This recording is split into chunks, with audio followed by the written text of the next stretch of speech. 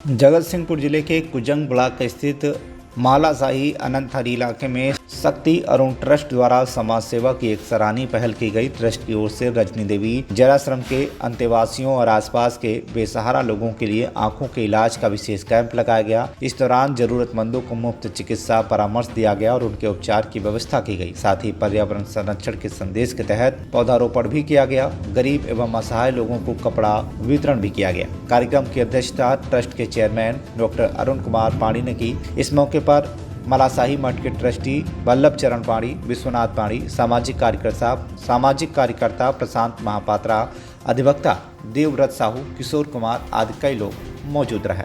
आपण परिचय देवे? प्रशांत महापात्र। अच्छा, आज जो एठी शक्ति अरुण ट्रस्ट तरफ जो वृक्षरोपण कार्यक्रम रही, चक्षु चिकित्सा शिविर रही एवं असहाय व्यक्ति मानक वस्त्र बंटन चली यार आज परिप्रेक्षी आप कौन कहे केते जन आज रोगी ये चक्षु चिकित्सा शिविर में जोगदे केते जन को वस्त्र बंटन करागला यही बाबद टे रखिए आपण को? हाँ, आम ये 200 ରୁ 150 लोक आसिले आखि चिकित्सा ये आम गछ रोपण है असहाय लोक को वस्त्रदान कराला प्रसाद सेवन कराला मठर समस्त कर्मकर्ता डकाई जहाँ सब कार्यक्रम भी कराला पुणी पुना रोटे प्रोग्राम रोचे सठिक समय करा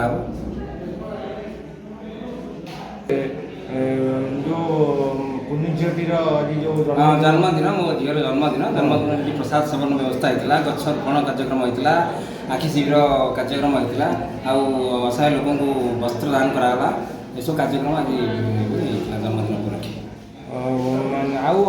कार्यक्रम कौन सब आप बड़ बड़ हस्पिटाल सब डॉक्टर आसुँच प्रोग्राम हो लोक सेवा दिया अलग जलछत्र दान करा बहुत सांस्कृतिक कार्यक्रम आरंभ कर सोशल वर्क पर्यटन चलती वृक्षरोपण भी चली ये सब कार्यक्रम धीरे धीरे आगे सब चलती आगे भी बहुत चले। मंजुलता राउत आईनजीवी रजनी देवी जराश्रम प्रतिष्ठात्री आमर आज शक्ति अरुण ट्रस्ट तरफ जो सेवा चक्षु चिकित्सा शिविर खोल जाइए पहुँचिक बहुत आनंदित कारण माँ तारिणी चक्षु हॉस्पिटल आई हॉस्पिटल अच्छी बहुत भल हॉस्पिटल नाम नेम एंड फेम अच्छी जहाँ अरुण बाबू उद्यम आज जो आयोजन से बहुत धन्यवाद। खाली जे चक्षु चिकित्सा शिविर नुह अनेक सेवा कार्यक्रम अरुण बाबू सामिल होती सेवा सहित धर्म अनुष्ठान सहित से उत्तरदायित्व भाव जड़ित आमे तांको प्रति सदा कृतज्ञ कारण आमर सुविधा असुविधा जराश्रम अरुण बाबू पहुँचती खाद्य वस्त्र ठार अनेक साहाय्य सहयोग करती तेणु रजनी देवी जराश्रम तरफ एवं प्रतिष्ठित हिसाब से गोटे बहर भूमि हिसाब से पाखे कृतज्ञता करुँ धन्यवाद। अरुण बाबू एमती काम आगे जारी रखु एवं ईश्वर सहाय हूँ चलापथ कुशमित करूँ यही आम एकांत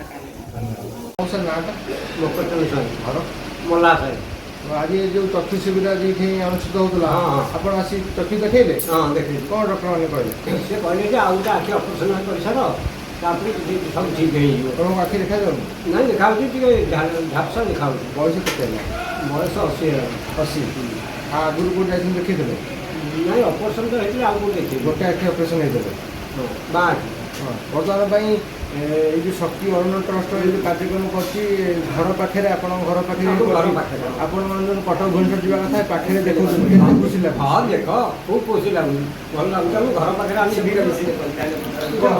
कौन कहे जो आयोजनकारी कौन कहे जो आयोजन कर कौन देख खुशी कथा भगवान को डाक से आशीर्वाद भल रखते भगवान आगुरी कार्यक्रम आप चषमा है ना चषमा दे कौन कले ऑपरेशन हो कहले? हाँ केबे जिबे आप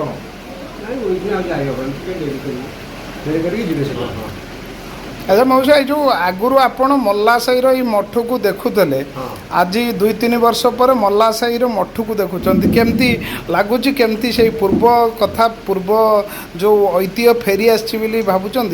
हाँ निश्चय ना 99% बार फेरी आसी। अच्छा खूब भल है मंदिर व्यवस्था? हाँ मंदिर तो कम चलती 24 घंटा 10-15 लोग सब खटुच्च भाईचारा पूरा एकाठी? हाँ कम ठीक चलती प्रभु कथा। जगत सिंहपुर से प्रतिभा रानी राय के साथ मलय कुमार पाणी की रिपोर्ट, TV1 इंडिया न्यूज।